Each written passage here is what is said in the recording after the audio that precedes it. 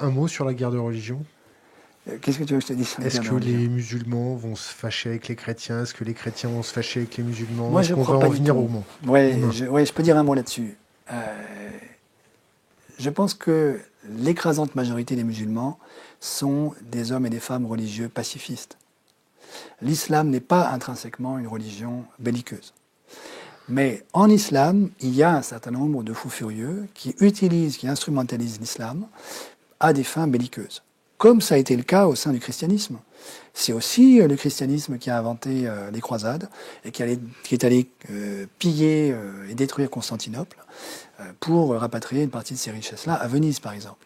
Si vous vous promenez sur la place Saint-Marc, la Piazza San Marco, à Venise, vous y retrouverez les richesses qui étaient en fait à Constantinople et que les Européens de l'Ouest, les croisés, sont allés piller à Constantinople. Donc l'islam n'a pas le monopole de la violence. Le christianisme a aussi malheureusement été capable de cette violence. Et le christianisme a dû apprendre à traverser cette tentation de la violence pour devenir, ce qu'il n'est pas encore complètement aujourd'hui, il doit continuer de l'apprendre, c'est un apprentissage qui n'est jamais terminé, devenir une religion de paix. L'islam doit faire cette même traversée. Alors l'islam a un certain nombre d'enjeux et de défis colossaux de l'intérieur de cette religion, qui sont un rapport au Coran beaucoup moins archaïque que celui qui prévaut aujourd'hui.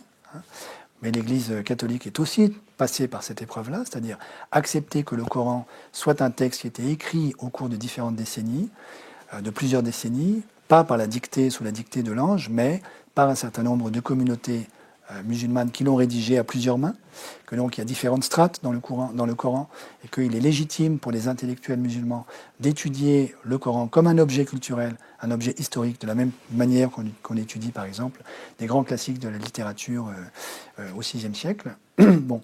Donc là, il y a un enjeu fondamental à sortir, on pourrait dire, d'un certain fondamentalisme scripturaire dans le rapport au Coran, qui aidera, à mon avis, très très profondément les communautés musulmanes à entrer de plein pied dans la modernité, dans la démocratie. L'Église catholique a traversé cette épreuve-là au cours du 19e et du 20e siècle. Ça a été la grande crise moderniste en 1905 en France. J'espère que c'est irréversible. Il y a évidemment, malheureusement, des courants à l'intérieur du christianisme qui voudraient revenir à une lecture fondamentaliste des Écritures, de la Bible. Traditionnaliste. Je dirais fondamentaliste. Il y a des communautés chrétiennes aux États-Unis, par exemple, qui continuent d'enseigner à leurs enfants que le monde a été créé en 7 jours de manière littérale. Donc il y a une lecture littéraliste de la Bible. Ça, c'est catastrophique et c'est absolument pas compatible avec l'expérience chrétienne. L'expérience chrétienne n'est pas du tout de cet ordre-là. Elle est intrinsèquement contraire à une lecture littéraliste de la Bible. En fait, à l'intérieur des Écritures, 59.